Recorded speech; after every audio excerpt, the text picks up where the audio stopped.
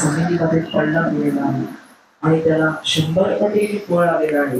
म्हणून तुझे आभार मानतो आणि धन्यवाद देतो पिता परमेश्वर, कारण आम्हाला तू एक सैनिक म्हणून बनवण्यासाठी या ठिकाणी बोलवलेलं आहे. प्रभू, तुझी इच्छा आहे की आम्ही सर्व क्षेत्रामध्ये बलवान व्हावं, म्हणून तू आम्हाला या ठिकाणी बोलवलेलं आहे. हे अबा पिता, धन्यवाद देतो की तू आमची समज उघडलेली आहे, म्हणून तुझे आभार मानतो. हे अबा पिता, ही प्रार्थना आम्ही प्रभू येशूच्या नावात करतो. आमेन, आमेन, आमेन. हालेलुया, हालेलुया.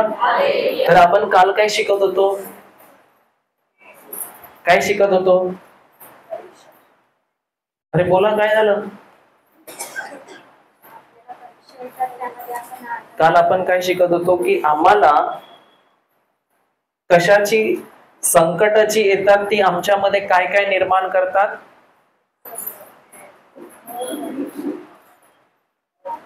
संकट काय? अरे कोणी लिहिलं का नाही लिहिलं? 24 तासामध्ये विसरले तुम्ही? लिहिलं का नाही लिहिलं? मग वाचा, काय काय काय काय देतात मला ती संकट माझ्या जीवनामध्ये. परीक्षा आम्हाला आनंद देतात, परीक्षा दुःख आम्हाला धीर देतात, परीक्षा आणि दुःख मला परिपक्व बनवतात आणि त्याच परीक्षा आणि दुःख माझ्या जीवनात मला समृद्धीकडे घेऊन जातात. बरोबर आहे का नाही? तर आज पुन्हा आपण शिकायचं आहे की शहाणपण म्हणजे काय. काय शिकायचंय? आता आम्ही शिकलो की धीर म्हणजे काय आहे. आता आम्हाला शिकायचं आहे की शहाणपण म्हणजे काय आहे आणि ते आमच्या जीवनात किती किती महत्वाचं आहे. बरोबर आहे का नाही? आणि प्रभू आम्हाला शहाणपणाबाबत काय शिकवत आहे, शहाणपणाबाबत तो काय म्हणत आहे, मला हे बघायचंय की मी खरोखर प्रभूकडे शहाणपणासाठी येत आहे की मला आशीर्वादासाठी येत आहे, माझ्या फायद्यासाठी येत आहे, का मी खरोखर प्रभूचं शहाणपण मागण्यासाठी येत आहे. आपण जाऊया याकोबाचे पत्र अध्याय 1 वचन 1 ते 8 वाचूया. याकोबाचे पत्र अध्याय 1 वचन संख्या 1 ते 8 वाचा.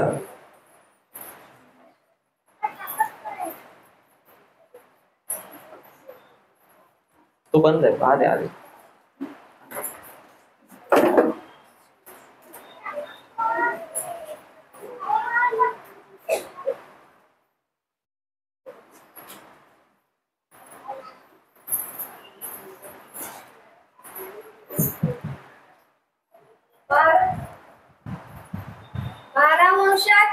बारा वंशातील पांगलेल्या लोकांना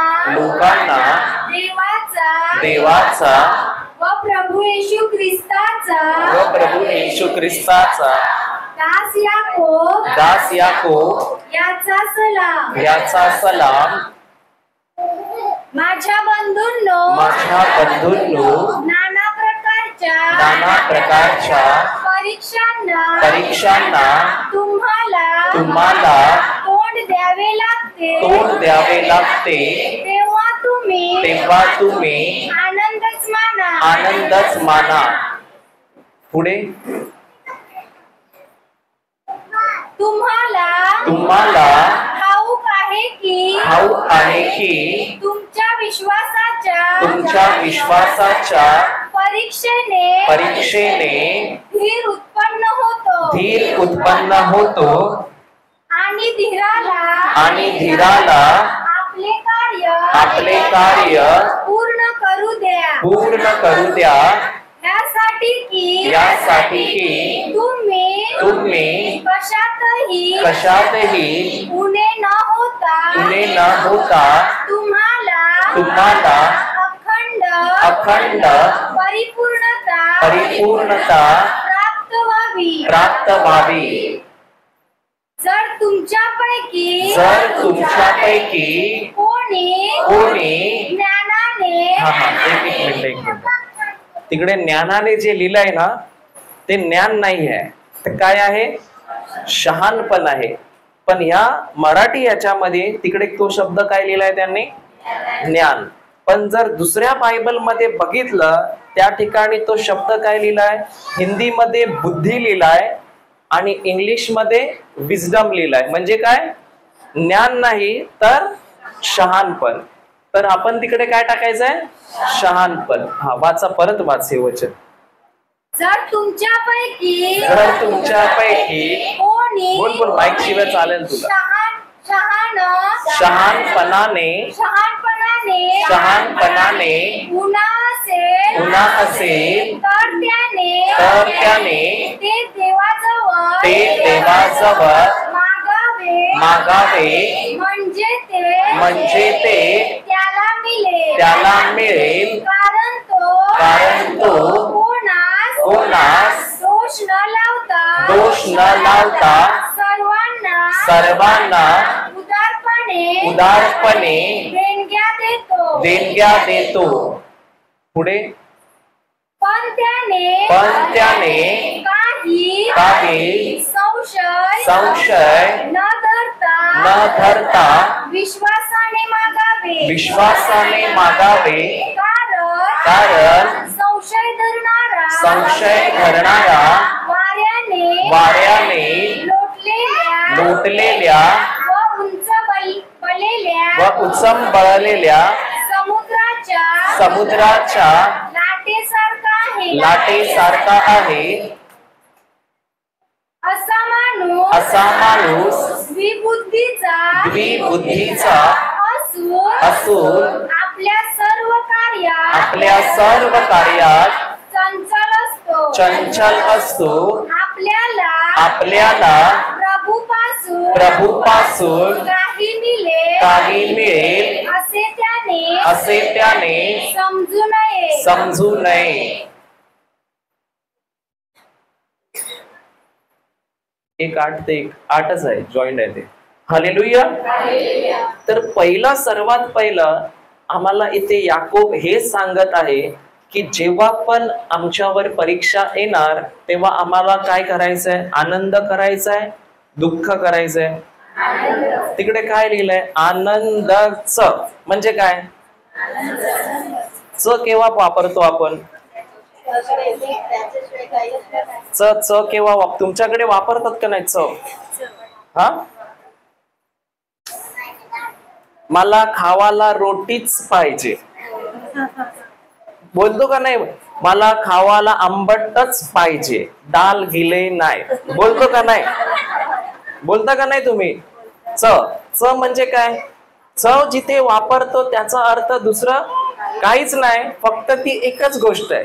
आणि प्रभू आम्हाला हे शिकवतो की जेव्हा पण तुमच्यावर परीक्षा येणार आहे, दुःख येणार आहे, समस्या येणार आहे, तेव्हा सर्वात पहिलं तुम्हाला काय करायचंय, आनंदच मानायचंय. काय करायचंय, की दुःख पण मानायचंय. एकच गोष्ट सांगितली, आनंदच. जसं आम्हाला आंबटच तसं तिथे पण आनंदच. समजते का नाही? मग आतापासून परीक्षा आली, दुःख आलं, छळ झाला, मग काय करायला लागेल, का मला फोन करून गाराना सांगायचं? काय करायचं? प्रभू काय सांगतो, आनंदच माना. समजते का नाही समजते? पण आनंद माना तो सांगत आहे, पण त्याच्या बरोबर आपल्याला ते पण सांगत आहे की तुम्हाला त्या परीक्षेमधनं बाहेर पडण्यासाठी शहाणपण पाहिजे आहे, ते शहाणपणासाठी तुम्हाला देवाकडे मागण्याची काय आहे, गरज आहे. समजते का नाही? कारण देवाच्या शहाणपणाशिवाय आम्ही त्या परीक्षेमधनं बाहेर पडू शकत नाही. आणि आम्हाला हे समजायचंय की परमेश्वर शहाणपण फक्त आणि फक्त आम्हाला कोणाकडून येते, परमेश्वराकडून येते का जगाकडून येते? कारण अनेक वेळा आम्हाला असं वाटते की ज्ञान आणि शहाणपण हे दोन्ही एकच गोष्टी आहे का नाही? बरोबर का नाही? ज्ञान आणि शहाणपण एकच आहे का वेगवेगळं आहे? काय वेगळं आहे? काय वेगळं आहे? अरे तुम्हीच तर बोलले का ज्ञान आणि शहाणपण वेगळं आहे, तर काय वेगळं आहे? एकच आहे का वेगळं आहे? काहीतरी बोला. एकच आहे नक्की? ज्ञान आणि शहाणपण वेगळं आहे का एकच आहे? काय वाटते तुम्हाला? तिकडे ज्ञान शब्द होता ना पहिला, मग मी कशाला बदलला तो? कारण तो जोपर्यंत समजला नाही माणसाला, तर माणूस बोलेल प्रभू मला ज्ञान दे, कारण तू मला ज्ञान मागायला सांगत आहेस. पण परमेश्वर सांगतो ज्ञान नाही मागायला मी तुला सांगत आहे, मी तुला शहाणपण मागायला सांगत आहे. शल्मोन राजा माहिती आहे? किती लोकांना माहिती आहे? त्याला देवाने विचारलं, मी तुझ्यावर भरपूर खुश आहे, तू मला सांग तुला काय पाहिजे, तू मला सांग तुला काय पाहिजे. आणि त्या शल्मोन राजाने बोललं, मला काही नको, जसं तू पेत्राला 153 मासे दिले तसे मला 153 मासे दे. बरोबर आहे का नाही? 153 मासे मागितले, मग काय मागितले? मग आपल्याला जर परमेश्वर येऊन सांगतो बोल तुला काय पाहिजे, तर आम्ही काय बोलणार? काय बोलणार? आम्हाला काय पाहिजे? ज्ञान शहाणपण का मावरं दे रे बाबा पहिलं. पण परमेश्वराकडे त्यांनी काय मागितलं? काय मागितलं? बायबल मध्ये लिहिलंय का त्यांनी ज्ञान मागितलं, पण जर दुसऱ्या ह्याच्यामध्ये तपासलं तर त्याच्यात लिहिलंय त्यांनी ज्ञान नाही मागितलं, तर त्यांनी शहाणपण मागितलं. समजते का नाही? आणि त्या शहाणपण जेव्हा त्यांनी मागितलं की ह्या प्रजेला सांभाळण्यासाठी, हे राज्य सांभाळण्यासाठी तू मला परमेश्वरा शहाणपण दे, आणि तेव्हा त्याला समजलं की हा शल्मोन, ह्याला संधी होती की हा काही मागू शकत होता, पण त्यांनी काय मागितलं? मला शहाणपण दे. आणि परमेश्वर त्याला सांगतो की तू जर शहाणपण मागितलं, मी तुझ्या उत्तराने काय झालो? संतुष्ट झालो, म्हणून मी तुला शहाणपणा बरोबर धन आणि संपत्ती फुकट देत आहे. बरोबर आहे का नाही? मग मला बायबल मध्ये अनेक वेळा तपासायचंय की मला ज्ञान कुठे लिहिलंय आणि शहाणपण कुठे लिहिलंय. कारण ह्या दोन्ही शब्दाचा अर्थ जर मी समजला नाही तर मी काय होणार? गोंधळून जाणार. समजते का नाही? कारण आम्ही काय मागणार? एवढ्या वर्षापासून काय लिहिलंय तिथे? ज्ञानच लिहिलंय, मग मी काय मागणार? ज्ञान. पण प्रभू सांगतो ज्ञान तुझ्या काही कामाचं, ज्ञान तुझ्या कामाचं आहे, पण त्याच्यापेक्षा सर्वात जास्त फायदा जे तुला परीक्षेमधनं बाहेर काढणार आहे ते काय आहे? देवाचं शहाणपण आहे. समजते का नाही समजते? मग आम्हाला हे समजायचंय की प्रभू ज्ञान आणि शहाणपण याच्यामध्ये फरक काय आहे. आणि मी जसं परमेश्वर आम्हाला सांगत आहे, वाचा परत. जर तुमच्यापैकी कोणापैकी? तुमच्यापैकी म्हणजे कोण? इकडच्या उत्तरच्या लोकांपैकीच ना, सर्वांपैकी ना. जगामध्ये जेवढे पण आहे त्या सर्वांपैकी कोणी ज्ञानाने, शहाणपणाने. कशाने? आणि शहाणपण आम्हाला कशाला लागतं? जेव्हा जेव्हा आम्हाला परीक्षेमधून बाहेर पडायचंय, त्रासातून बाहेर पडायचंय, संकटातून बाहेर पडायचंय, तर आम्हाला कशाची गरज आहे? शहाणपणाची. आणि प्रभू स्वतः सांगतो की जर तुला वाटत आहे की तुझ्याकडे शहाणपण नाही आहे, तर तू स्वतः माझ्याकडे काय करायला पाहिजे? अगरबत्ती लावायला पाहिजे. सगळे तिथे बघत आहे ते काय करायला पाहिजे? शहाणपण मागायला पाहिजे का नाही? जर तुम्हाला आवडते अगरबत्ती लावायला, मी रोज एकेकाला देईन, काय प्रॉब्लेम नाही. रोज एकेकाच्या हातात अगरबत्ती लावीन आणि बोलीन पेटवा, काही प्रॉब्लेम नाही. पण ते अगरबत्ती विझेल, पण शहाणपण नाही मागितलं तर जीवन पण विझेल. बरोबर आहे का नाही? म्हणून मला अगरबत्तीपेक्षा काय महत्वाचं आहे? शहाणपण. बरोबर आहे का नाही? अगरबत्ती जळवली का कोण मरते? मच्छर. पण शहाणपण नाही मागितलं तर कोण मारणार? मग अगरबत्ती महत्वाची की शहाणपण महत्वाचं? समजते का नाही समजते? हालेलुया. हा, वाचा परत. जर तुमच्यापैकी कोणी शहाणपणाने गुन्हा असेल तर त्याने ते देवाजवळ मागावे म्हणजे ते त्याला मिळेल. कोणाजवळ मागावे? देवाजवळ मागावे म्हणजे ते त्याला मिळेल का नाही मिळेल? मिळेल. काय झालं, हसत आहे?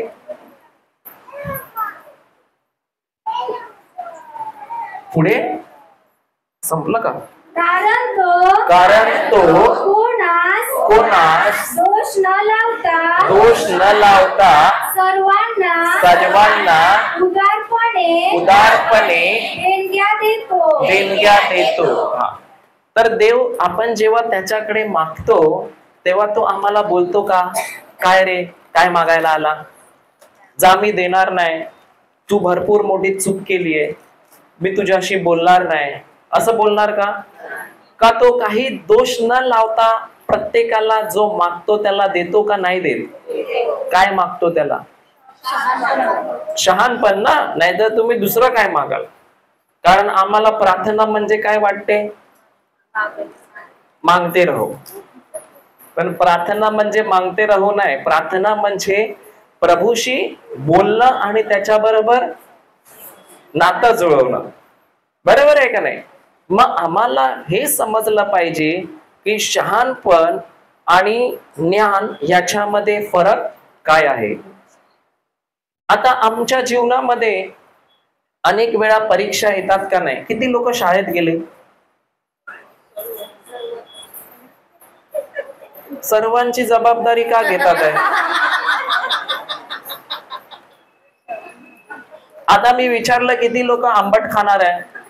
तुम्ही बोला सर्वच. पण कोणाला खायचंय नाही खायचंय त्याच्यावर अवलंबून आहे. बरोबर आहे का नाही? त्याला नाही खायचं असेल तर तुम्ही हा त्याला पण दे. बरोबर का नाही? मग किती लोक शाळेत गेले का नाही गेले? परीक्षा होत्या का नाही होत्या? तर त्या परीक्षेमध्ये तुम्ही पहिलं शिकले का नाही शिकले? अभ्यास केला का नाही केला? तुम्हाला ज्ञान भेटलं का नाही भेटलं? आणि त्याच ज्ञानाने त्या परीक्षेमध्ये आपण काय होतो? पास होतो. पण जेव्हा आम्हाला वेळ येते, जीवनाची परीक्षा येते, जीवनाची दुःख येतात, जीवनाचे मोह येतात, त्याच्यामधनं पास होण्यासाठी काय मला ज्ञान मदत करू शकते का मला शहाणपणाची आता गरज आहे? बरोबर आहे का नाही? पण आम्ही काय देवाकडे मागतो? इथे प्रभूने कुठेच नाही लिहिलं की ज्याला कोणाला मावऱ्याची कमी आहे त्याने माझ्या जवळ मागा, मी त्याला देईल. लिहिलंय का? इथे काय मागायला सांगतो तो? शहाणपण. पण आम्ही काय मागतो? मी कधी कधी ते शोधतो बायबल मध्ये की प्रभू हे वचन कुठे आहे मागतात ते. बरोबर का नाही? पण प्रभूने सांगितलंय मावरं तुमचं फळ आहे, पण त्याचं मूळ जे आहे ते काय आहे?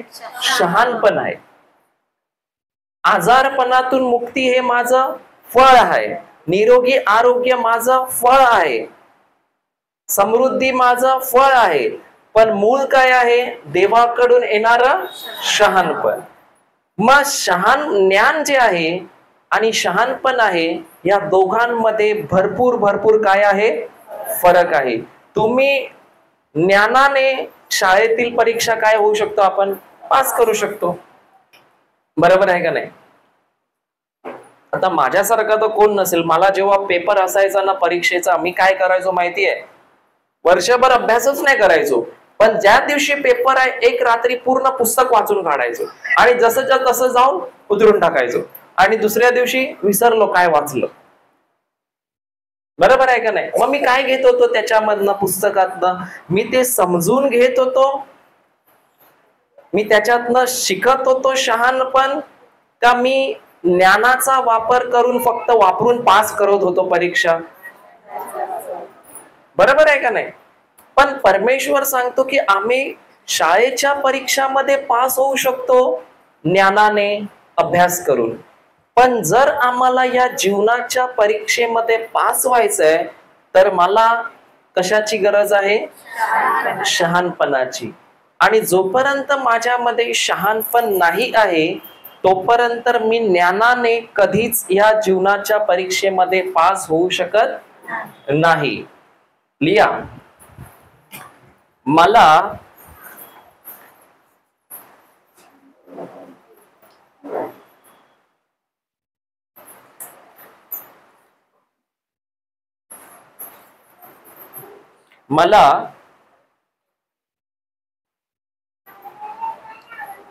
प्रभूकडे फळ मिळवण्यासाठी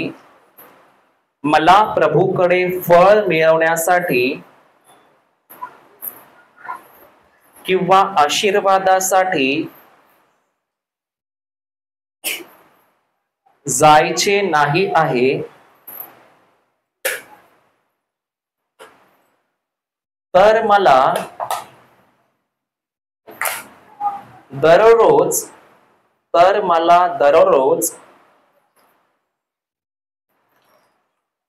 प्रभूने सांगितल्याप्रमाणे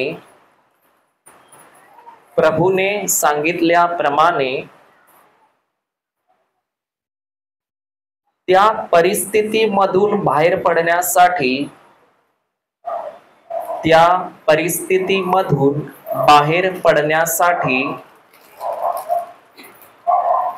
शहाणपण मागायचे आहे. त्या परिस्थितीतून बाहेर पडण्यासाठी शहाणपण मागायचे आहे. आता शहाणपण लिहा. शहाणपण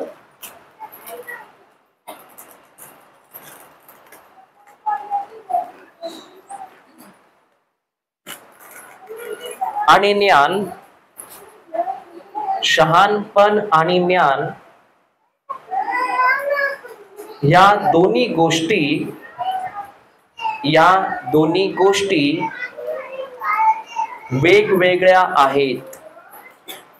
शहाणपण आणि ज्ञान या दोन्ही गोष्टी वेगवेगळ्या आहेत.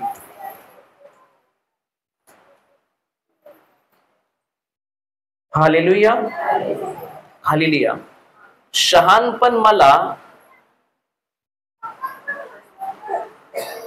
नाही, असं लिहा. ज्ञान मी शिकू शकतो. ज्ञान काय करू शकतो? मी शिकू शकतो. जेव्हा मी कोणाकडे मला ज्ञान पाहिजे तर मी कोणत्या व्यक्तीकडे शिकण्यासाठी जाऊ शकतो का नाही? जाऊ शकतो का नाही? आता मी तुम्हाला शिकवत आहे, काय देत आहे? ज्ञान देत आहे. पण जेव्हा तुम्ही त्या ज्ञानाला घेऊन परमेश्वराकडे मागता तेव्हा परमेश्वर तेच ज्ञान कसं वापरायचं हे तुम्हाला शिकवतो. म्हणजे काय देतो? तो शहाणपण देतो. बरोबर आहे का नाही? मग लिहा. ज्ञान मी शिकू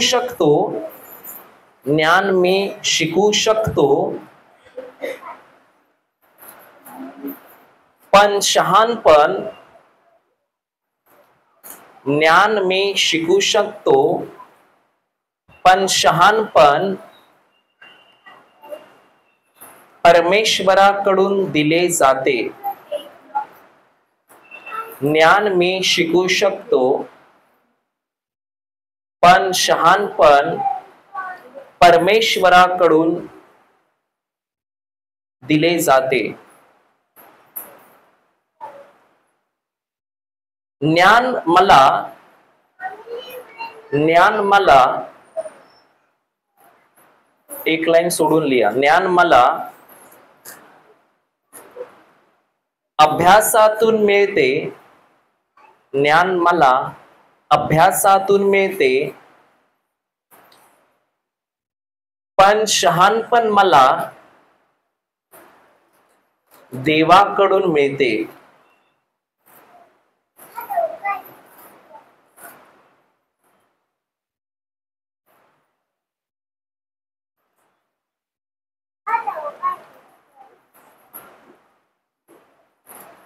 लीला,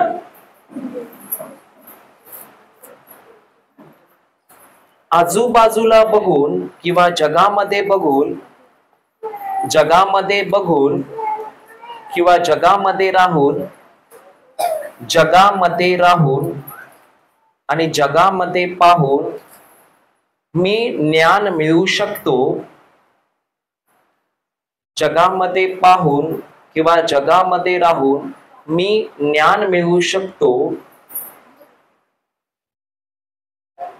पण शहाणपणासाठी मला वर स्वर्गात पाहावे लागते. शहाणपणासाठी मला स्वर्गात वर पाहावे लागते. म्हणजे प्रभूकडे आम्हाला पाहावं लागतं. परत बोलू, सगळं बोला. जेव्हा मी जगामध्ये पाहते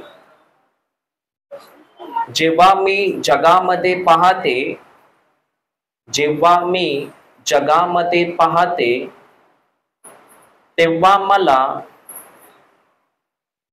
ज्ञान मिळू शकते.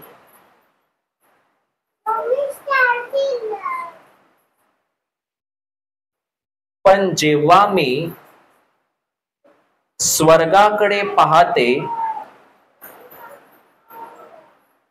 आणि प्रभूकडे पाहते तेव्हा मला ज्ञान शहाणपण भेटते.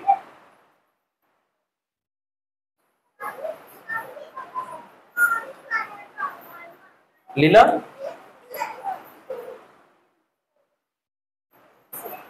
लिहिलं ना? नाही लिहिलं नसेल तर सांगा, मी परत सांगतो, काय प्रॉब्लेम नाही. परत रिपीट करू का?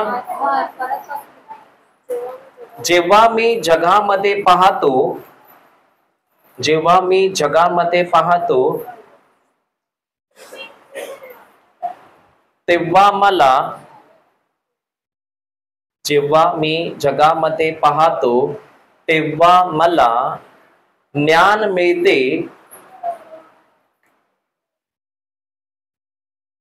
पण जेव्हा मी स्वर्गामध्ये पाहतो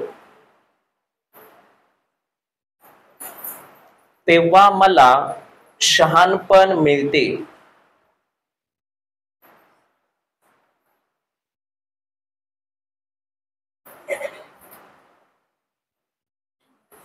ज्ञान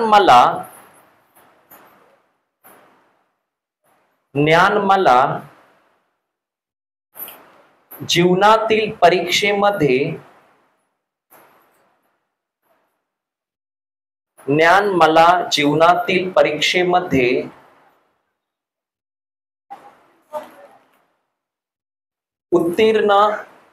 उत्तीर्ण समजते का पास समजते? पास समजते तुम्हाला, उत्तीर्ण समजते? पास. मग तुम्हाला जे समजते ते लिहा. ज्ञान मला जीवनातील परीक्षामध्ये पास करत नाही.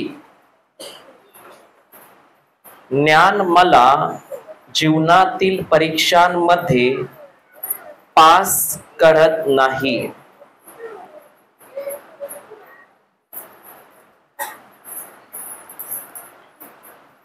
तर शहाणपण मला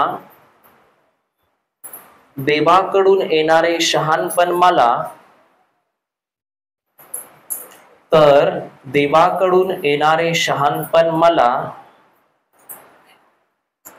जीवनाच्या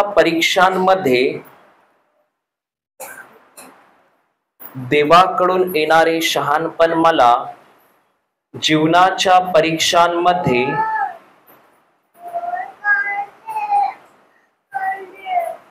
पास करते. हालेलुया. तर आपल्यामध्ये अनेक माणसं अशी असू शकतात जी भरपूर बुद्धिमान आहेत, म्हणजे त्यांना भरपूर ज्ञान आहे, भरपूर शिकलेले आहेत, पण तरी सुद्धा तुम्ही बघा अनेक लोक आहेत जे भरपूर जगाच्या दृष्टीने शिकलेले आहेत, ज्ञानी आहेत, विचारवंत आहेत का नाही आहेत, पण जेव्हा ते त्यांच्या परीक्षांमध्ये ते पास होतात, पण जेव्हा जीवनाच्या परीक्षेचा प्रश्न येतो, संकटाचा प्रश्न येतो, जीवनाच्या परीक्षेचा प्रश्न येतो, तेव्हा त्या परीक्षेत ते पास होऊ शकत नाहीत. कारण त्यांच्याकडे ज्ञान आहे, पण त्यांच्याकडे शहाणपण नाही आहे. उदाहरण, आम्ही एका डॉक्टरकडे गेलेलो, तर तिथे एक माणूस होता, लहान बाळाला घेऊन उभा होता, आणि तो असं सांगतो की जब से ये पैदा हुआ है तब से ये बीमारी रहता है. म्हणजे जेव्हापासून ते बाळ जन्मलंय तेव्हापासून ते कोण काय बोललो, जेव्हापासून ते बाळ जन्मलंय तेव्हापासून ते काय असते, आजारीच असते.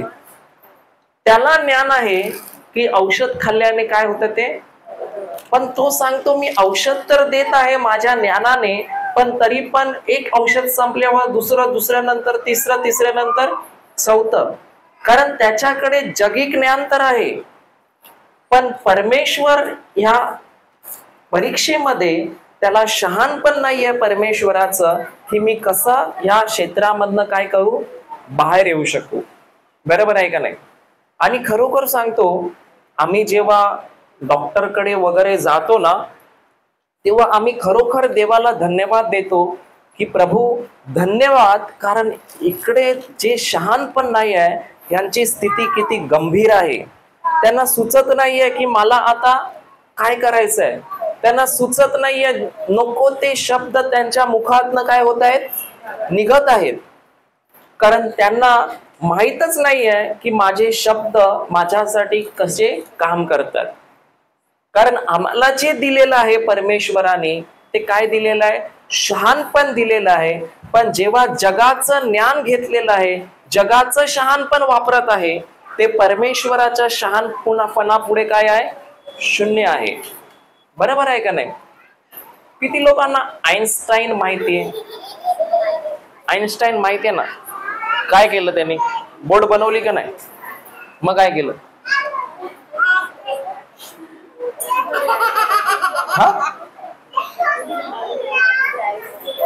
काय, ग्रॅव्हिटीचा शोध लावला, गुरुत्वाकर्षणचा शोध लावला. हा जो व्यक्ती होता ना, त्याच्याकडे भरपूर काय होतं, ज्ञान होतं. आणि तो असा विचार करत होता की माझी बुद्धी जी आहे ना, त्याची माझ्यामध्ये एक क्षमता असते बुद्धीची, ही क्षमता मला भरपूर वाढवायची आहे. आणि तो शेवटी बोलला की मी एवढी मोठी क्षमता माझी ठेवली, पण तरी पण मी या जगाला कधी समजू शकलो, कारण त्याच्याकडे शहाणपण होतं का फक्त ज्ञान होतं, ज्ञान होतं. मग ज्ञान आम्हाला कधीही समजून घेण्यासाठी, परमेश्वराबरोबर नातं करण्यासाठी ते मदत करू शकते का, नाही करू शकत. म्हणून परमेश्वर स्वतः सांगतो की मी माझ्या शहाणपणाद्वारे जे जगाचं शहाणपण आहे ते मी काय केलं, मूर्खपणाचं ठरवतो. आपण ते वचन बघूया, करंथीकरास पहिले पत्र अध्याय 1 वचन 18 वाचूया. 21 वाचा, 21 चला.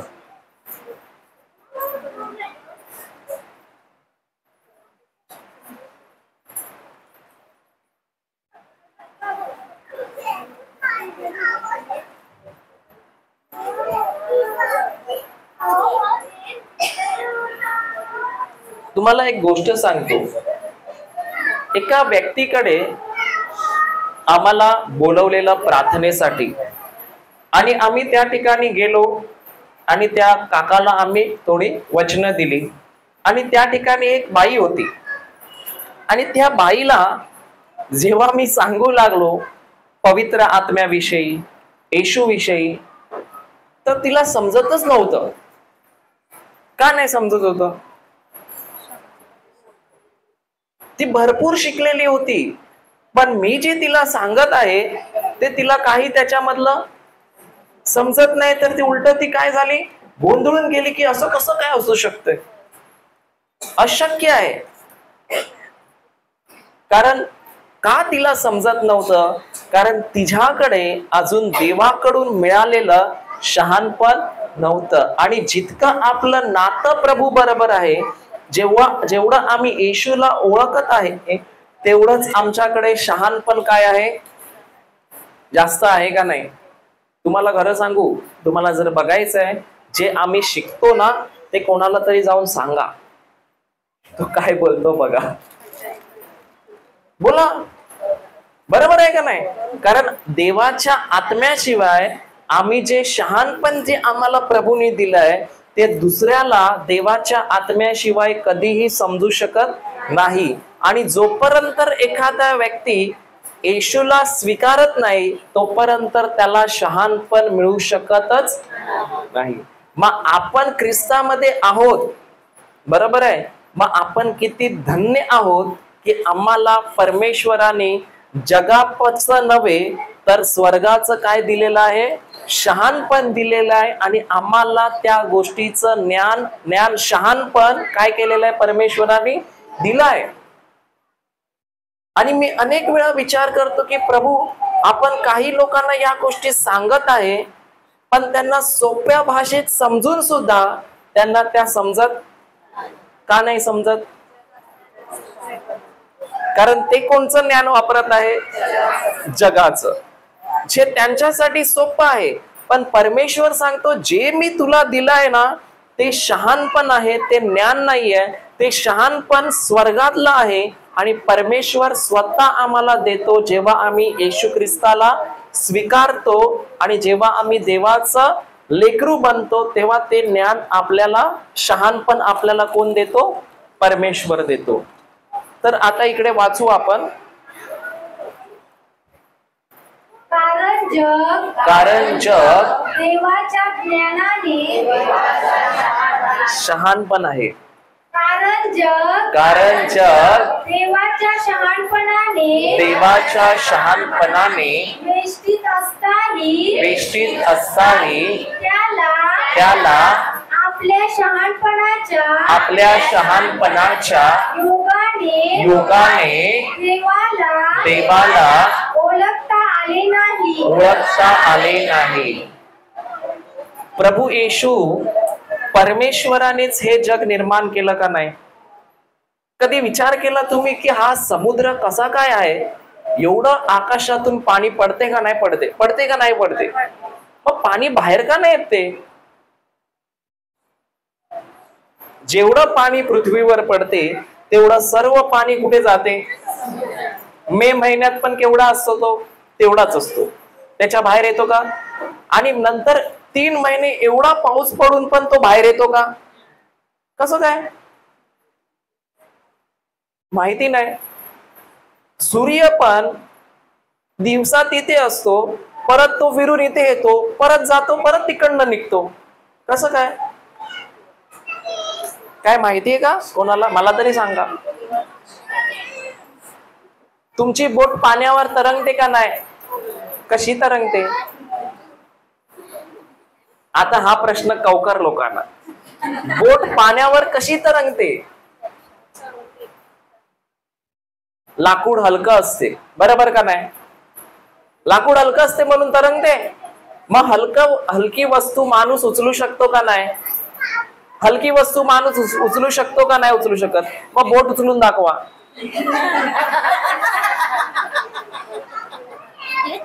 बरोबर आहे का नाही आहे? तुमची जेवढी बोट आहे ना त्याच्यापेक्षा छोटा दगड मी तुम्हाला देतो, तो त्या बोटीहून हलका झाला ना, मग तो टाका बघा, तरंगतो का? तरंगेल का? का नाही तरंगणार? कारण त्या सर्व गोष्टीमध्ये परमेश्वराने त्याचं काय वापरलंय?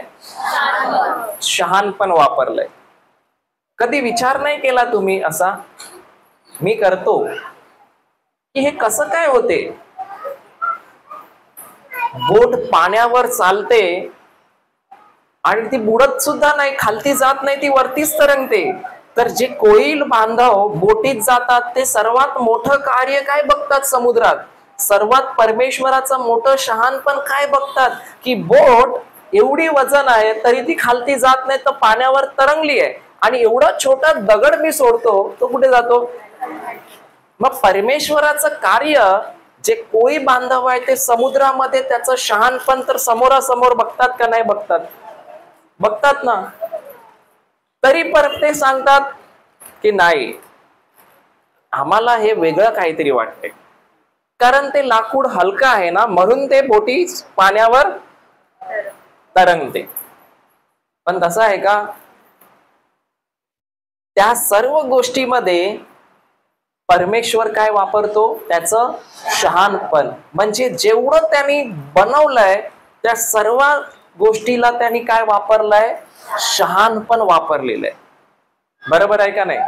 आता मी तुम्हाला एक गोष्ट विचारू, अजून एक, मला पण नाही कळालं. गाय काय खाते? म्हैस म्हैस म्हैस काय खाते? चारा खाते का नाही खाते? कोणत्या कलरचा असतो? पांढरा शुभ्र. कोणता कलरचा?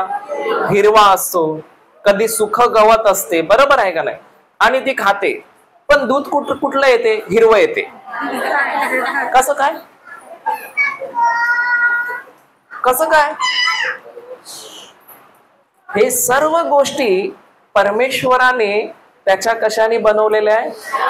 आणि तुम्ही बघाल ती गाय जे खाते, जे दूध येते, त्या दुधामध्ये त्याचा कोणताही भाग वाया जात नाही.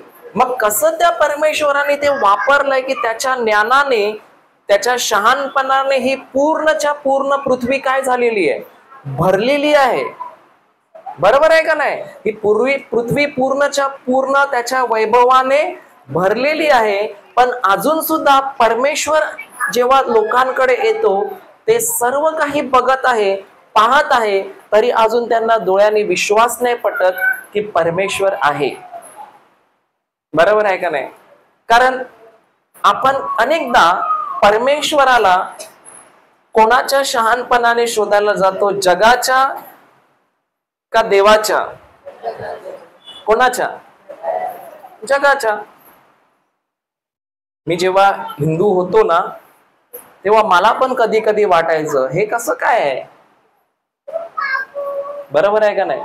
पण जेव्हा मला बायबल भेटलं आणि मी उत्पत्ती वाचायला घेतलं, तेव्हा मला त्याच्यामध्ये प्रत्येक गोष्ट मला जाम आवडायचं वाचायला. का माहितीये?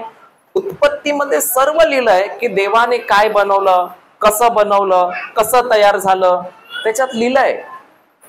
त्याच्यात ते पण लिहिलंय की चंद्र बनवला, मग त्याला ग्रहण लागलं की तेव्हा विळीवर बसू नका, मग तुम्हाला काय होईल ना? असं लिहिलंय का? का असं लिहिलंय सूर्य आणि चंद्र ह्या दोन ज्योती बनवल्या कशासाठी? की मनुष्याला प्रकाश मिळावा म्हणून. पण आम्ही काय केलं? त्याचं ग्रहण लागलं का आमचं वाट लागली. तुमच्या इथे नाही बोलत काय? मग हे कोणाचं शहाणपण आहे? आणि ते आम्ही वापरतो, पण परमेश्वराला आम्ही कधी ओळखत. आणि खरोखर बायबल सांगते ना, इकडे परत वाचा काय लिहिलंय.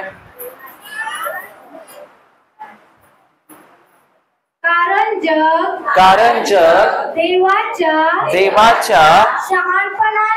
शहाणपणाने वेष्टीत असताही त्याला आपल्या शहाणपणाच्या योगाने देवाला ओळखता आलं का? त्याला नाही आलं. आणि परमेश्वर स्वतः सांगतो. आता याच्या बरोबरच आपण योहानाचे शुभवर्तमान अध्याय 1:11 वाचूया. चला.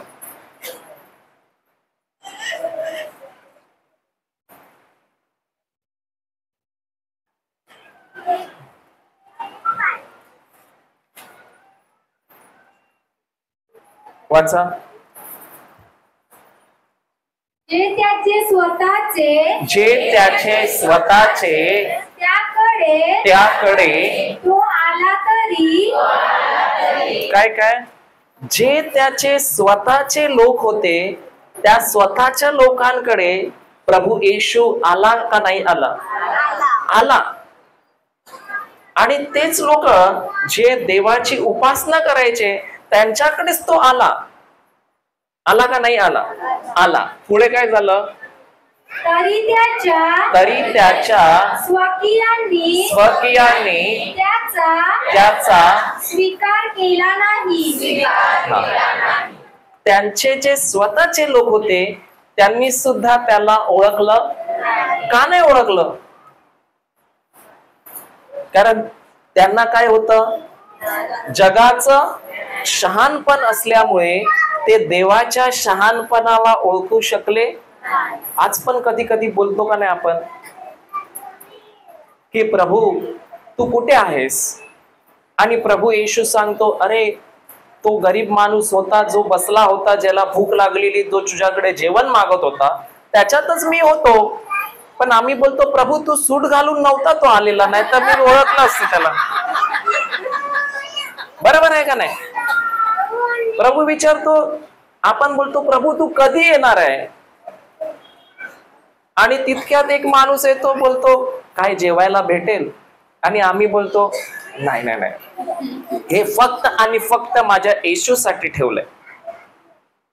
बरोबर आहे ना? आणि नंतर येशूला विचारतो प्रभू तू कुठे आहे? प्रभू बोलतो मी तर आलेलो त्या माणसाच्या रूपामध्ये मागायला, पण तू मला बोलला नाही माझ्या येशूसाठी ठेवलंय. बरोबर आहे का नाही? का असं बोलतो? कारण आम्हाला दिसला नाही. तू साडी बिडी घालून नव्हती आली ती ना, व्यवस्थित मेकअप केला असतं तर मी जेवण दिलं असतं तुला. बरोबर आहे ना? कारण येशू आम्हाला काय सांगतो की केव्हा मी भुकेला होतो तेव्हा तुम्ही मला अन्न दिलं, जेव्हा मी तहानलेला होतो तेव्हा तुम्ही मला पाणी दिलं, केव्हा मी बंदीगृहात होतो तेव्हा तुम्ही मला भेट दिली, जेव्हा मी आजारी होतो तेव्हा मला तुम्ही पाहायला आले. बरोबर आहे का नाही? आणि येशू सांगतो त्याच्यामध्येच तर मी होतो. पण जगाचं शहाणपण कुठे शोधतो येशूला?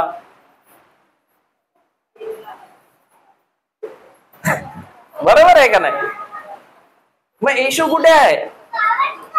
आमच्या मध्ये आहे. जर आम्ही म्हणतो की आमचं शरीर देवाचं मंदिर आहे, तर जो भले तो रस्त्यावर ज्याच्याकडे खायला नाही त्याचं मंदिर शरीर काय वेगळं आहे का? नाही आहे. मग आम्हाला कोणचं शहाणपण वापरायचंय? जे जगाने दिलं आहे की जे आम्हाला प्रभू त्याच्या वचनामध्ये देतो ते वापरायचंय? हा, वचनामध्ये. बरोबर आहे का नाही? समजा एखाद्या व्यक्तीने भरपूर काय केलं, उपवास केले, हे केलं ते केलं ते केलं, पण त्याच्याकडे गरीब व्यक्ती आला, तो बोलतो बाबा माझ्याकडे द्यायला काही नाहीये, कारण तुझ्या अंगाला वास येत आहे, तुझे केस वाढलेले आहेत. बरोबर आहे ना? पण दुसरा प्रार्थना वगैरे उपवास वगैरे काही नाही करत, पण तो बोलतो प्रभू मी जातो आणि ह्या माणसाला पहिलं जेवण देतो. आता कोणी येशूला जेवण दिलं कारण त्याच्याकडे काय आहे? देवाचं शहाणपण आहे आणि तो बघू शकतो की परमेश्वर कुठे आहे. बरोबर आहे का नाही? मग तसंच त्या वेळेला परमेश्वर स्वतः त्याच्याकडे आला शरीर धारण करून, पण लोकांनी त्याला ओळखू शकले नाही, कारण त्यांच्याकडे जे शहाणपण होतं ते कोणाचं होतं? जगाचं. आणि ते ज्ञान होतं पण ते शहाणपण नव्हतं.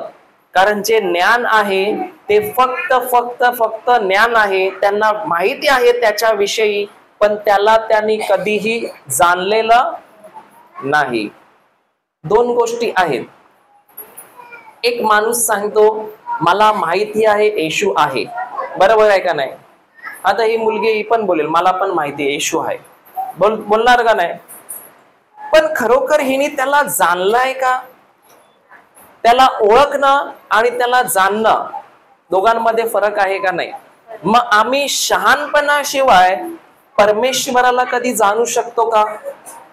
मग आम्हाला फक्त येशू आहे हे ओळखून राहायचंय का मला त्याच्याबद्दल शहाणपण पण आता घ्यायचंय आणि नातं माझं घट्ट करायचंय? तुम्हाला माहिती आहे येशू नाझरेत मध्ये सुद्धा गेलेला का नाही गेलेला सुवार्थ सांगायला? काय सांगितलं त्याला?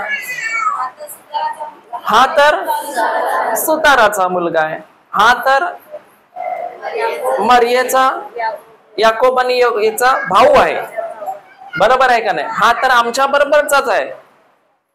पण खरोखर तो त्यांच्या बरोबरचा होता का तो स्वतः परमेश्वर होता?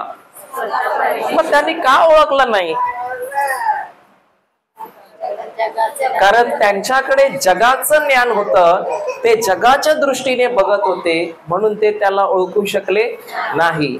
पण जे शोमरोनी स्त्री होती जी त्या विहिरीवर पाणी भरत होती, तिने किती वेळामध्ये त्याला ओळखलं? लगेच ओळखलं का नाही? दोघांमध्ये काय फरक आहे? एकाला परमेश्वराचं शहाणपण भेटतं आणि दुसरा त्याच्या बुद्धीने, त्याच्या ज्ञानाने आणि जगाच्या शहाणपणाने परमेश्वराला शोधायला जातो, पण तो कधीही परमेश्वरापर्यंत पोहोचू शकत नाही. आणि इथे प्रभू आम्हाला सांगत आहे, परत वाचूया पुढचं वचन, करंतिकरास पहिले पत्र अध्याय 1 वचन 21.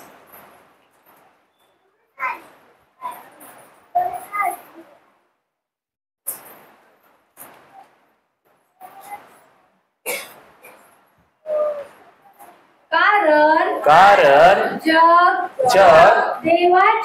देवाच्या शहाणपणाने वेष्टीत असताही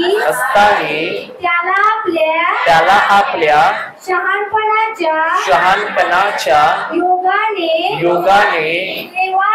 देवाला ओळखता आले नाही. पुढे तेव्हा गाजवलेल्या वार्तेच्या मूर्खपणाच्या योगे विश्वास ठेवणाऱ्या लोकांचे तारण करणे देवाला. अच्छा, एक उदाहरण देतो. आता जगाच्या ज्ञानाने बघितलं, जगाच्या शहाणपणाने, तर लोक बोलतील काय हा मूर्खपणा आहे याचा? रोज जातो संध्याकाळी आणि चालू करतो माईक आणि बडबड बडबड करतो 1-2 तास आणि जातो घरी. कामधंदा नाही का काय ह्याला? बरोबर आहे का नाही? जग काय विचार करते? जगाचं ज्ञान काय विचार करणार? काय ही माणसं रोज येऊन इथे बसतात, काय काम नाही तुम्हाला? टीव्ही बघा मस्त घरी जाऊ, बरोबर आहे का नाही? काय ते ऐकायचं, काय फायदा आहे तुम्हाला? हे काय आहे? जगाचं मूर्खपणा, बरोबर आहे. पण परमेश्वर सांगतो तोच मूर्खपणा जो आहे ना, तोच मूर्खपणा मी वापरून जो जगाला मूर्खपणा वाटतो, पण तो माझा काय आहे? शहाणपणा आहे. आणि तोच मूर्खपणा जे लोक ऐकत आहे त्या लोकांचं काय होते? विश्वास ठेवल्यावर तारण होते. समजते का नाही? पण हे कोणाला समजते? ज्याला देवाचं शहाणपण आहे, पण ज्याला जगाचं ज्ञान आहे तो म्हणतो हे काय चाललंय इथे? काय होते का याच्याने? काहीच नाही होत आहे.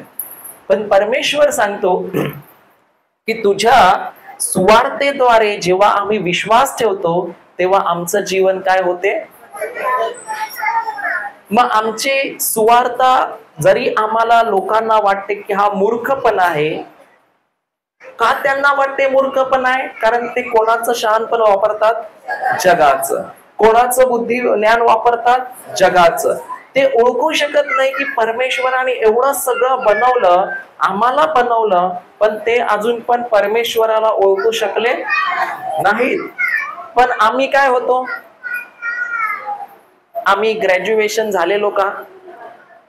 हा, PhD काय झालो का? मग परमेश्वराने दुसऱ्यांसाठी ज्ञानी लोकांचा वापर केला, विचारवंत लोकांचा वापर केला, शहाण्या लोकांचा वापर केला, की जे बिनकामाचे होते त्यांना घेऊन शहाणपण टाकलं. आणि परमेश्वर नेहमी कोणाला बोलवतो? मग आपण इथे सर्व आले ते कोण आहे? तुम्हीच बोलताय, मी नाही बोलत. बरोबर आहे का नाही?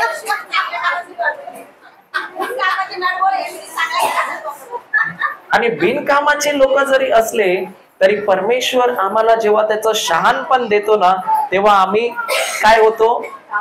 कामाचे. जग बोलेल हा मूर्ख आहे, पण येशूला माहिती आहे की ह्याच्यामध्ये काय आहे? देवाचं शहाणपण भरलेलं आहे आणि याला ठाऊक आहे की ह्या परिस्थितीत, ह्या परीक्षेत काय करायचंय.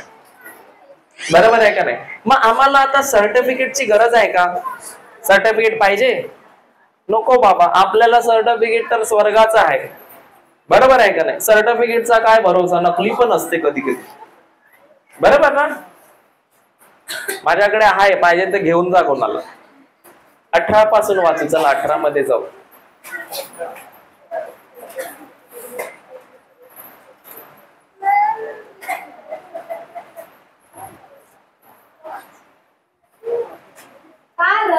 कारण ज्यांचा नाश होत आहे त्यांना वधस्तंभाविषयीचा संदेश मूर्खपणाचा आहे. कोणाला मूर्खपणाचा आहे? ज्यांचा नाश होत आहे. कारण ते समजू शकत नाहीये, त्यांच्याकडे ते देवाचं शहाणपण, तो आत्माच नाहीये की ते वधस्तंभ काय आहे, येशूचा क्रूस काय आहे, येशूने क्रूसावर काय केलं, ते देवाशिवाय कोणताही व्यक्ती समजू शकत नाही. जोपर्यंत परमेश्वर आम्हाला त्याचं शहाणपण, मला ज्ञान असू शकते का येशू माझ्यासाठी मरण पावला, पण कसं त्याचं शहाणपण माझ्याकडे नाही आहे. समजते का नाही समजते? पुढे परत वाचा.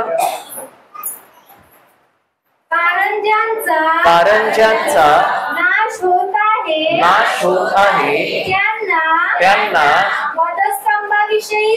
वधस्तंभाविषयीचा संदेश मूर्खपणाचा आहे. पण ज्यांना तारण प्राप्त होत आहे अशा आपणास तो देवाचे सामर्थ्य असं आहे. काय आहे? सामर्थ्य म्हणजे काय? आता मी या ठिकाणी बोलत आहे, जर परमेश्वराचं शहाणपण कोणाकडे नसेल तर त्या व्यक्तीला असं वाटेल का ह्या मूर्ख तर नाहीये, कामधंदा सोडून रोज जातो आणि बडबड बडबड करतो, काय ह्याला भेटत पण नाही. बरोबर आहे का नाही? हे कोण विचार करेल? ज्याला जगाचं शहाणपण आहे, जगाचं ज्ञान आहे. पण ज्याच्याकडनं देवाचं शहाणपण आहे की हे जे माझ्या मुखातून पवित्र आत्मा शब्द काढत आहे, ते शब्द, ती सुवार्ता नुसते शब्द नसून त्याच्यामध्ये देवाची काय आहे? शक्ती आहे आणि सामर्थ्य आहे की ते जर कोणाकडे जातं, कोणी कानात जातं आणि कोणी जर त्याच्यावर विश्वास ठेवतो तर त्याचं पूर्णच्या पूर्ण जीवन काय होऊन जातं? बदलून जातं. मग आता माझा फायदा आहे का नुकसान आहे? फायदा आहे का नाही आहे? फायदा आहे. पण दुसऱ्याला काय वाटेल, काय करतोय रे बाबा. बरोबर का नाही? पण जेव्हा परमेश्वर शहाणपण देतो आणि ते शहाणपण जेव्हा वापरतो तेव्हा त्याच शहाणपणाद्वारे अनेक, तुमचं तर जीवन बदलतं पण तुमच्या बरोबर इतरांचं पण काय होऊन जातं? बदलून जातं. समजते का नाही समजते? मग शहाणपण मला भरपूर भरपूर गरजेचं आहे का नाही आहे? आणि ते कोणाकडून येतं? परमेश्वराकडूनच येतो. तुम्ही ज्ञान मिळवू शकता, सर्व काही करू शकता, पण शहाणपण फक्त आणि फक्त कोण देतो? परमेश्वरच देतो. पुढे वाचा. कारण मी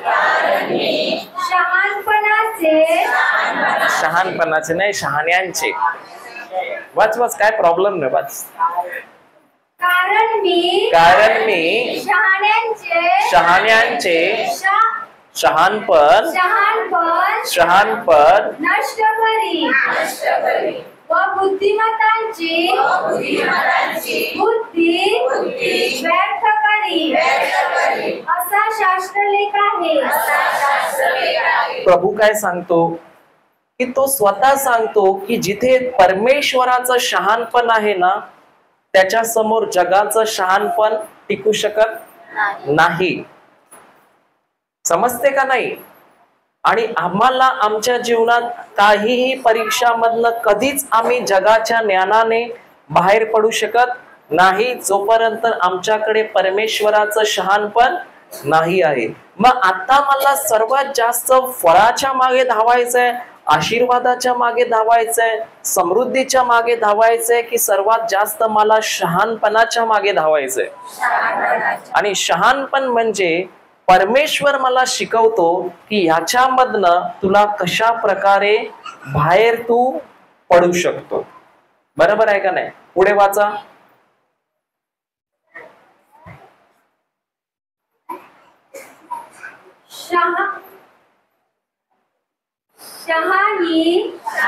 शहाणे कुठे राहिले? असं वाच, तिकडे लिहिलं आहे का नाही? शहाणे कोठे राहिलंय? शास्त्री कुठे राहिला? शास्त्री कुठे गेला? शहाणा कुठे गेला? पुढे या युगाचा वाद घालणारा कुठे राहिला? देवाने जगाचे शहाणपण मूर्खपणाचे ठरवले की नाही. मग देवाचं शहाणपण पाहिजे का जगाचं पाहिजे? कारण जगाचं शहाणपण अगोदरच परमेश्वराने काय ठरवलं? मूर्ख आहे. कारण त्याच्याने कोणताही व्यक्ती परीक्षेमध्ये पास होऊ शकत नाही. पण जेव्हा परमेश्वर आम्हाला शहाणपण देतो, ते थोडस शहाणपण आम्हाला त्या परीक्षेमधनं पास व्हायला काय करते? मदत करते. पुढे वाचा. कारण पुढे वाच.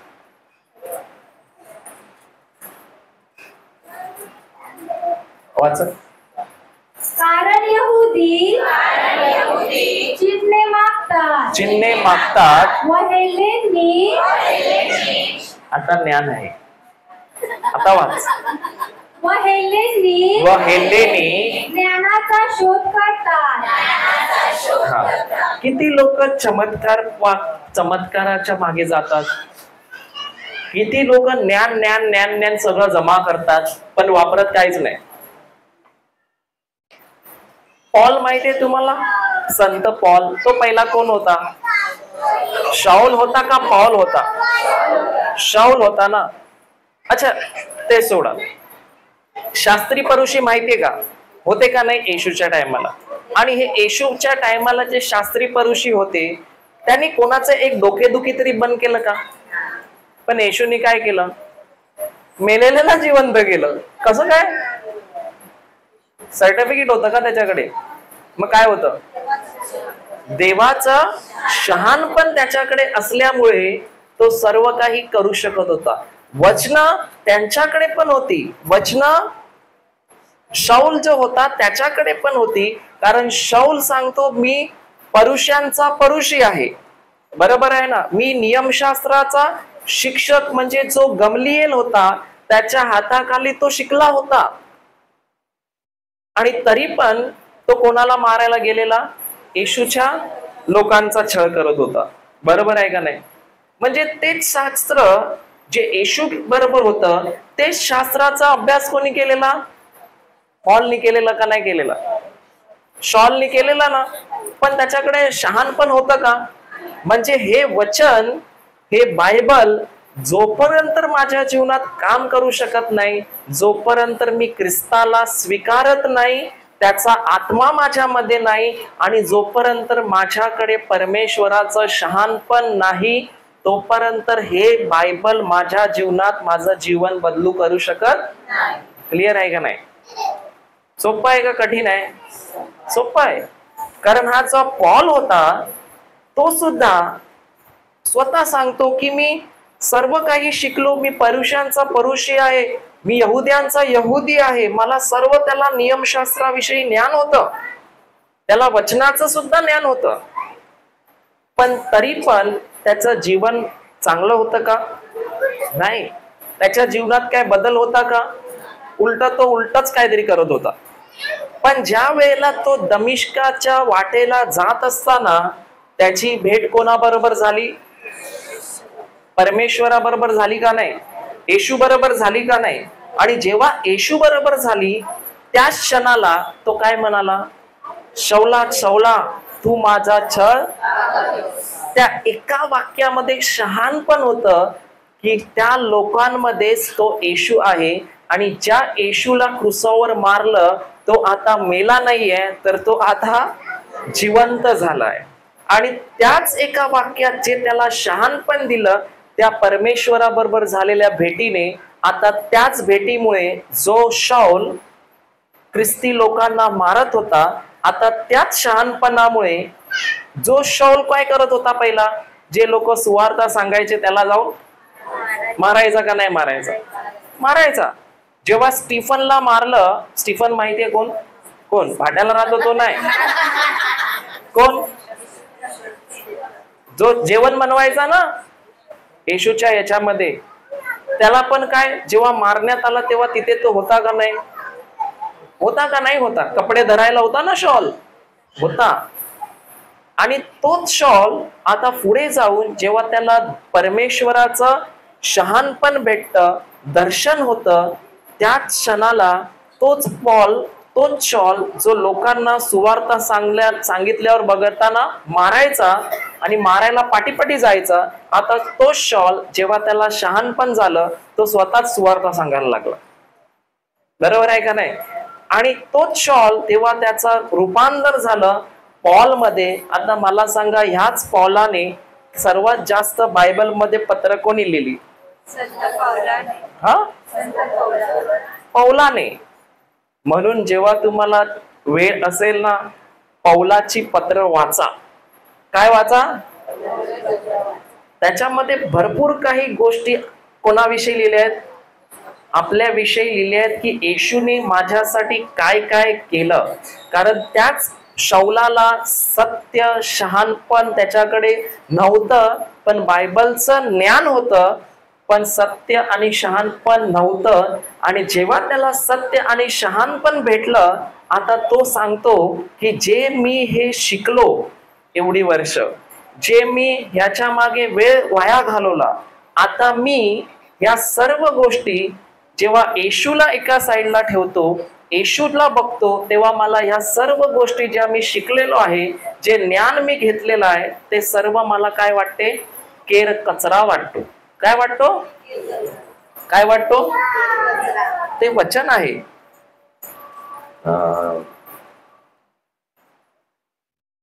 कुठे आहे बघा? करंथीकरास पहिला अध्याय 11वा अध्याय काढा.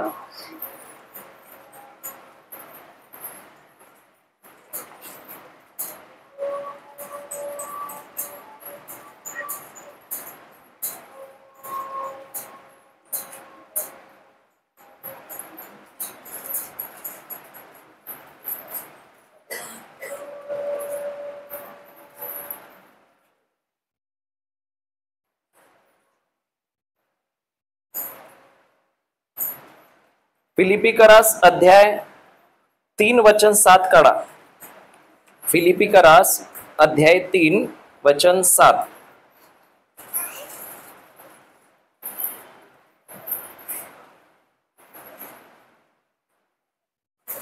फिलिपिकरास अध्याय 3 6 पासून वाचा. 6 चला.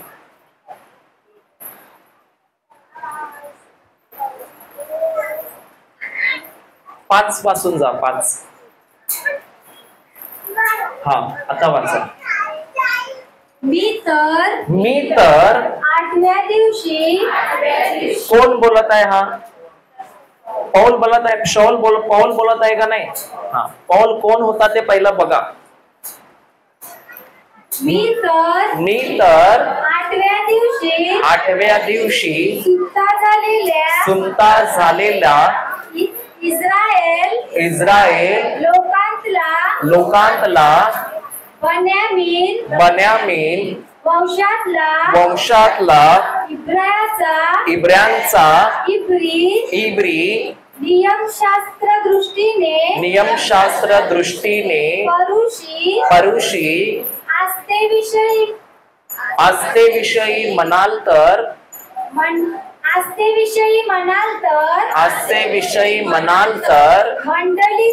मंडळीचा छळ करणारा काय करायचा? हा छळ करायचा. इब्रियांचा इब्री होता, नियमशास्त्राचा परुषी होता, म्हणजे नियमशास्त्राचा संपूर्णपणे खोलवर त्यांनी काय केला होता? अभ्यास केला होता या वचनांचा. पुढे नियमशास्त्रातील नीतिमत्वाविषयी म्हणजे काय? हा पौल जे नियमशास्त्र दिलेलं, जे मोशेला त्या डोंगरावर दिलेलं, ते सर्व तो पाळायचा का नाही पाळायचा? पाळायचा. आणि ते पाळून सुद्धा त्याच्याकडे काय नव्हतं? असं पण असू शकते की सर्व काही करत आहे पण परमेश्वराचं शहाणपण आमच्याकडे नाहीये. होऊ शकते, बरोबर आहे का नाही? पुढे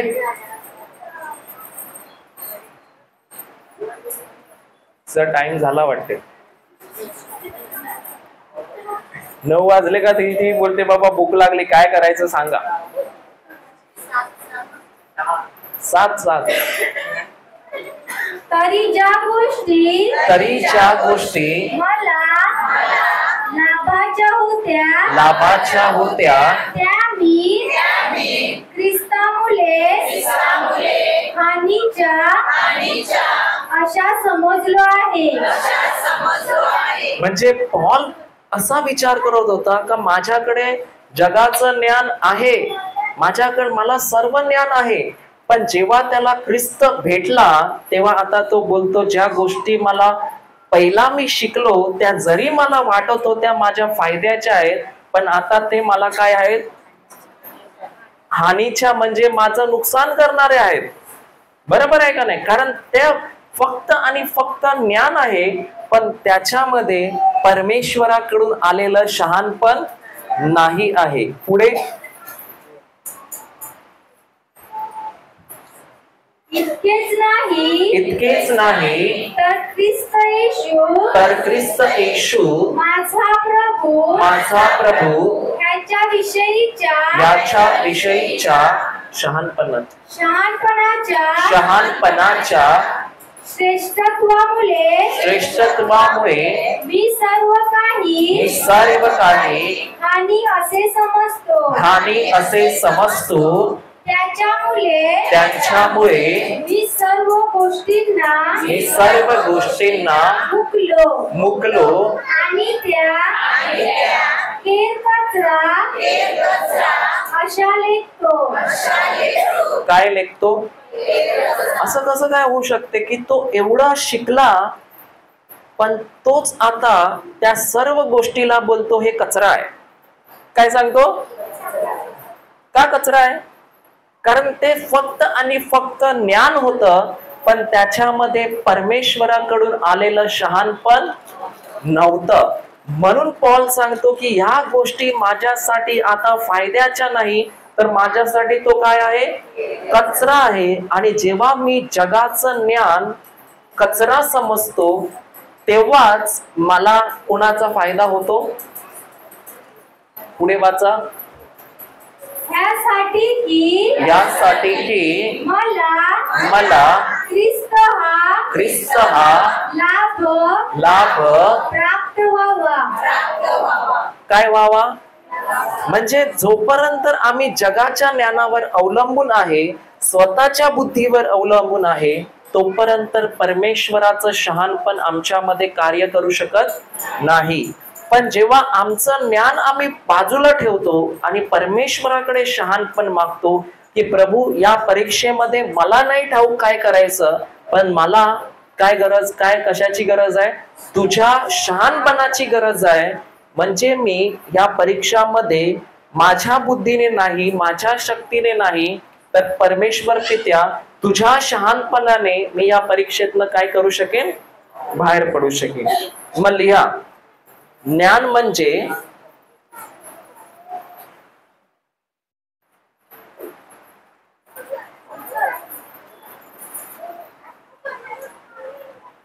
अनेक तथ्यांचा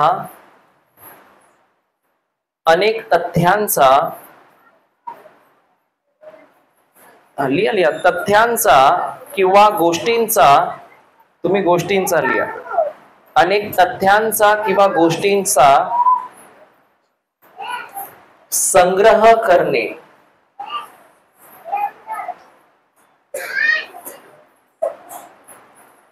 अनेक तथ्यांचा किंवा संग्रह म्हणजे साठा करणे.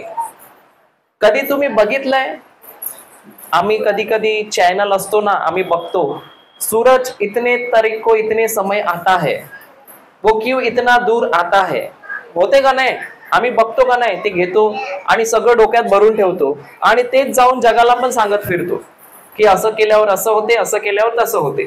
बरोबर आहे. ग्रहणाच्या टायमाला विहीवर नको बसून, तर ग्रहणाच्या टायमाला मावळं नको कापू. हे कुठून आलंय? मी सगळं जगाकडून काय केलेलं आहे, जमा केलेलं आहे. बरोबर आहे. आणि हेच जेव्हा मी जमा केलं, हेच ज्ञान आता मला त्रास देत आहे का शांतकर जीवन देत आहे? म्हणून पॉल सांगतो मी सर्व गोष्टीला आता काय समजतो, कचरा समजतो, कारण मला आता परमेश्वराकडून काय प्राप्त झालंय, शहाणपण प्राप्त झालंय. बरोबर आहे का नाही?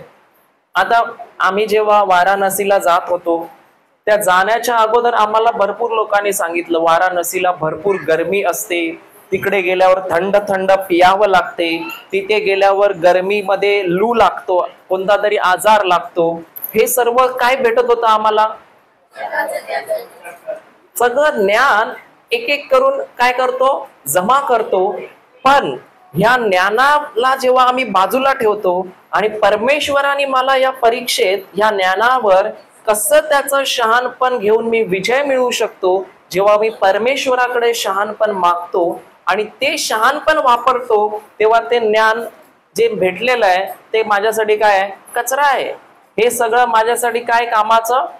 आणि जेव्हा आम्ही ते शहाणपण वापरलं, आम्ही 1 महिना त्या ठिकाणी होतो, पण आम्हाला त्या गरमीचा किंवा उन्हाचा काहीही त्रास झालेला का नाही झाला?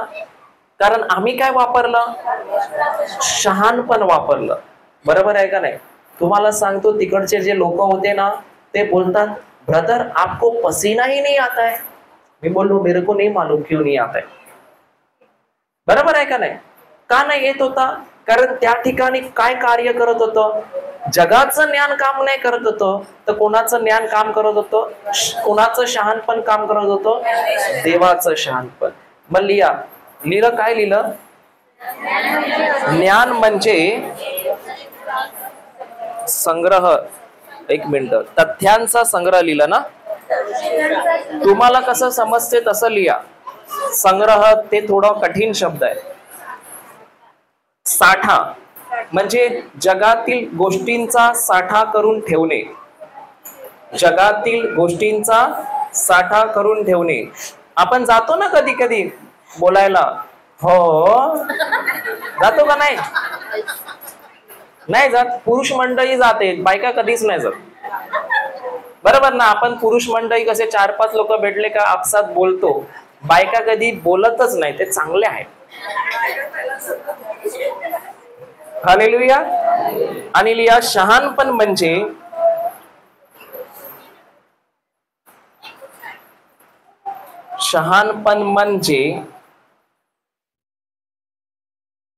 जीवनाकडे देवाच्या दृष्टिकोनातून पाहणे, जीवनाकडे देवाच्या दृष्टिकोनातून पाहणे.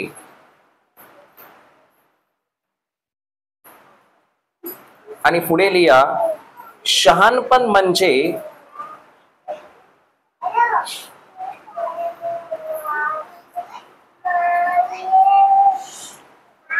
देवाच्या मार्गाची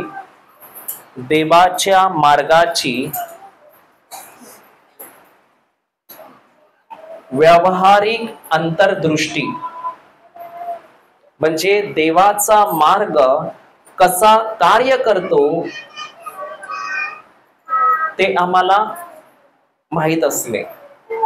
देवाच्या मार्गाची व्यावहारिक अंतर्दृष्टी, देवाच्या मार्गाची व्यावहारिक अंतर्दृष्टी. आता एक उदाहरण देतो तुम्हाला. आता मला हे कवकर आहेत ना, यांनी मला सांगितलं, ब्रदर तुम्ही आमच्या बोटीवर जा, पहिलं बोटीत चढा, मग नंतर चावी लावा आणि घेर टाका, म्हणजे बोट चालू होईल. यांनी मला काय दिलं? शहाणपण दिलं का ज्ञान दिलं? ज्ञान दिलं. आता मी जाऊ शकतो का करायला? जाऊ शकतो, कारण मला ठाऊकच नाही आहे की ते कसं काम करते. मला फक्त तोंडी माहिती आहे, त्याचं ज्ञान आहे, पण ते कसं काम करते व्यावहारिक जीवनामध्ये, परमेश्वर कसं या दृष्टिकोनातून त्या ह्याच्याकडे बघत आहे ते मला माहिती आहे का? पण जेव्हा मी परमेश्वराकडे शहाणपण मागणार तेव्हा मला माहित पडणार की त्याचं ती गोष्ट, ते ज्ञान कसं काय व्यावहारिक जीवनामध्ये कार्य करते आणि परमेश्वर कसं या जीवनाकडे बघत आहे, त्याची दृष्टी जीवनाकडे बघण्याची काय आहे. बरोबर आहे का नाही? आता एक उदाहरण देऊ, सोपं देऊ का? जायचं 5 मिनिटात चालेल ना? आता एखादी बाई तुमच्याशी भांडायला आली. काय करायला आली? भांडायला आली. तुम्ही काय करणार? अरे बोला. शहाणपण ह्याच्यात काय आहे? तुम्ही काय कराल? शांत राहिले तर शहाणपण आहे आणि भांडली तर जगाचं नाही, ते शहाणपण नाहीये. शहाणपण काय आहे याच्यात? जगाच्या दृष्टीने मनुष्य बोलेल की अरे काय ही बाई आहे, हिला सोडणार नाही मी. बरोबर आहे का नाही? पण देवाचं शहाणपण सांगतं की ती बाई चांगली आहे, पण तिच्यामध्ये जे कार्य करत आहे त्याच्याबरोबर तुझं युद्ध आहे. हे काय आहे? मग आता जेव्हा मी शहाणपण वापरतो तेव्हा मी त्या बाईवर प्रेम करणार का नाराज होणार? पण जगाचं शहाणपण वापरतो तर तिला मी काय बोलणार? थांब आता तुझी कंप्लेंट करतो. ते ज्ञान आहे.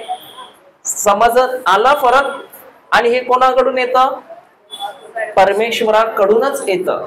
आणि म्हणून आम्हाला येशूला काय करायचंय? पकडून राहायचंय का नाही राहायचंय? कारण शहाणपण येशू शिवाय आम्हाला कोणीही जग देऊ शकत नाही. मग आम्ही किती धन्य आहोत ना जे येशू मध्ये आहोत आणि येशूला स्वीकारलेलं आहे. काय वाटते? मग मावरा बरं आहे का शहाणपण बरं आहे? समजते का नाही समजते? शहाणपण असेल तर शलमोन राजाला शहाणपणाबरोबर धन संपत्ती सर्व दिलं का नाही? मग तुम्ही शहाणपण शोधलं तर मावरा काय भेटणार नाही? मावऱ्यासाठी सोडा, अजून भरपूर परमेश्वराने मोठी योजना केली आहे. बरोबर आहे का नाही? हालेलुया. तर कोण येते शेवटची प्रार्थना करायला? अजून आपण उद्या शिकू. हा, कोण येते? मला काही प्रॉब्लेम नाही, मी 12 वाजेपर्यंत पण चालू शकतो. पण तुम्हाला भूक लागली का कॉ कॉ कॉ आवाज येईल. कोण येते?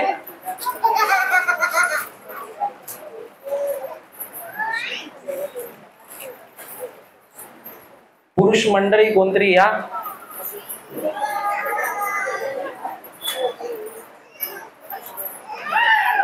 अकोल भाऊजी या या या. चुकलं तरी चालेल, काय प्रॉब्लेम नाही. या. कोण येते? अरे कोणीच प्रार्थना नाही करत काय?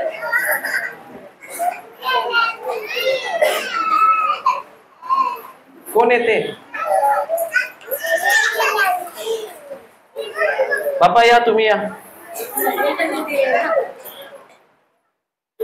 क्या यार,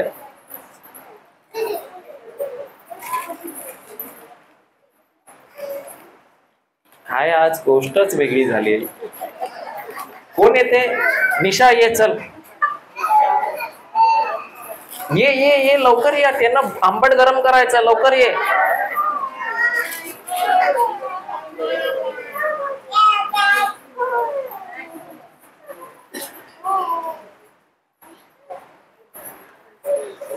सर्वांनी डोळे बंद करा.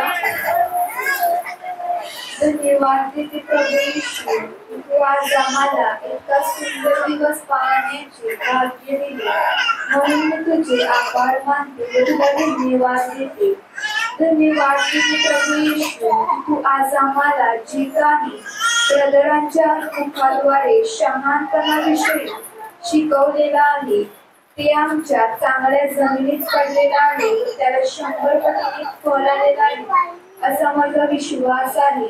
व धन्यवाद देते प्रभू येशू की तू रोज आम्हाला इथे जे जगापासून लपलेलं आहे ते तू आम्हाला इथे उघड करून देत आहेस, म्हणून मी तुझे आभार मानते व तुला धन्यवाद देते. धन्यवाद देते प्रभू येशू, धन्यवाद देते पवित्र आत्मा. आणि हे आबा बाप्पा, मी ही प्रार्थना प्रभू येशूच्या नावाने करत आहे. आमेन आमेन आमेन.